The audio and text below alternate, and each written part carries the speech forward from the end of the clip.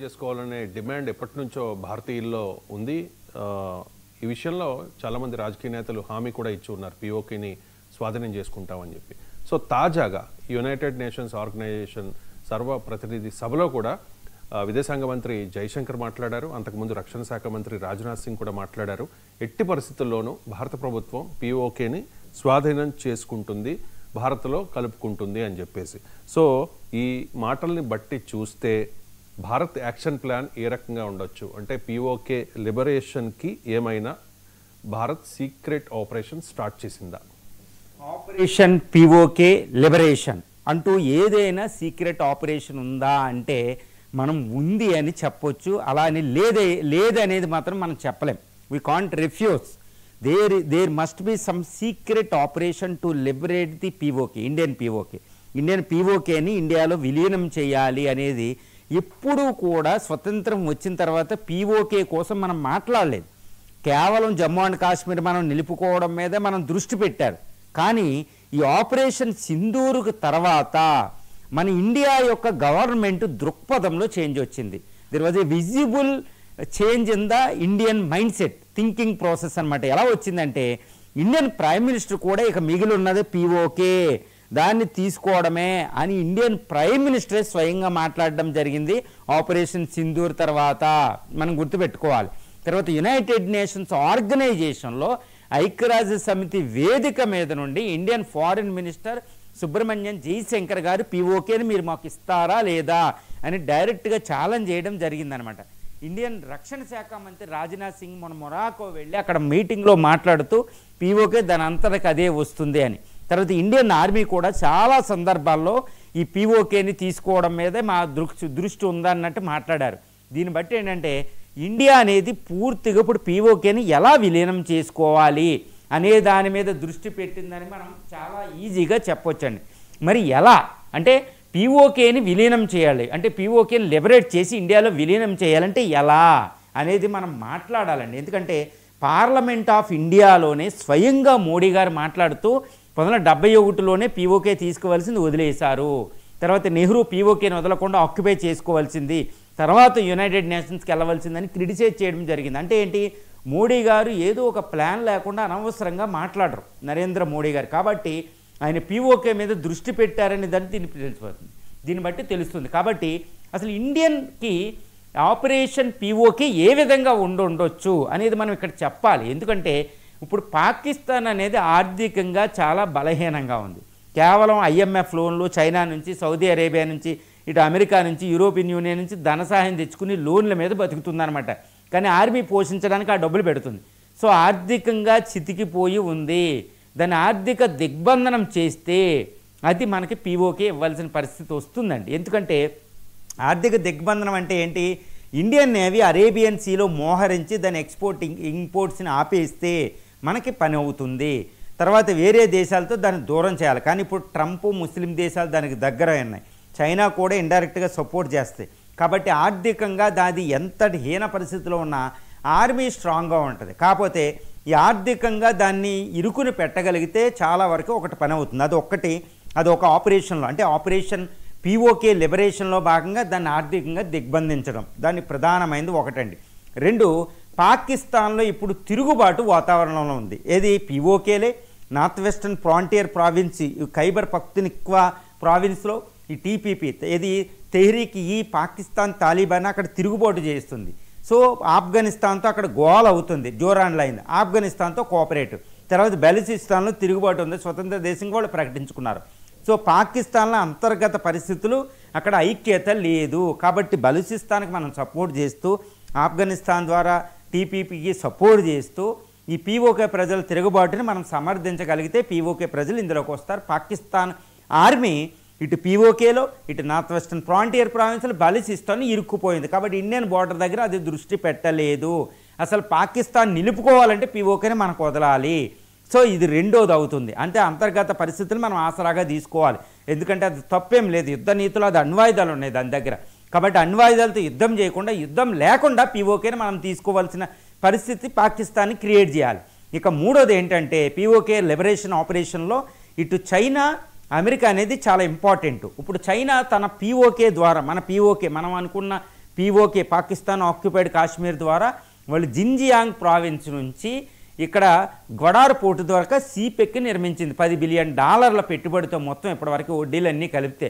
కాబట్టి చైనా మనం పీఓకే మనం తీసుకుంటే సీపెక్ ఆపేయాలి. కాకపోతే చైనాకి మనం చెప్పాలి, ఒకవేళ మా పీఓకే మాకు వచ్చినంత మాత్రాన నువ్వు అక్కడ ప్రాజెక్ట్ నిర్మించుకుంటే ఆ ప్రాజెక్టుని మేము అలౌ చేస్తాం, యూ నీడ్ నాట్ వరీ, నీకేమైనా ఇన్వెస్ట్మెంట్స్ ఉంటే మేము ఏమీ చెయ్యం అంటే అసలు మనం తీసుకునేటప్పుడు చైనా న్యూట్రలైజ్ అయిపోతుందని. తర్వాత గ్వడార్ పోర్ట్ అది నిర్మించుకుంది, ఓకే నువ్వు యూజ్ చేసుకోవచ్చు గ్వడార్ పోర్ట్ని, పీఓకే మాకు ఉంటే. ఆ ఒక్క విషయం మనం సూటిగా చెప్పగలిగితే చైనా అడ్డుకోలేదు. ఎందుకంటే మనం పీఓకే మనం తీసుకోవడానికి వెళ్తే చైనా ఎలాగో అడ్డుకోలేదు. కాకపోతే అది పాకిస్తాన్కి సపోర్ట్ లేకుండా పీఓకే తీసుకునేటప్పుడు అది అడ్డు రాకుండా ఉండాలంటే ఇది ఒకటే మార్గం. చైనాని మనం ఇప్పుడు సంబంధాలు పెంపొందించబడుతున్నాయి చైనాతో. అదేవిధంగా రష్యా అధ్యక్షుడు అక్కడ పుతిన్ ఉన్నారు, ఇలా కన్విన్స్ చేస్తే చైనా ఆగొచ్చు. ఎందుకంటే పాకిస్తాన్ అనే ఒక చిన్న దేశంతో అమెరికాతో అది ఫైట్ చేసే చోట ఇండియా అనేది న్యూట్రల్గా ఉండాలి, అమెరికాకి సపోర్ట్ చేయకుండా.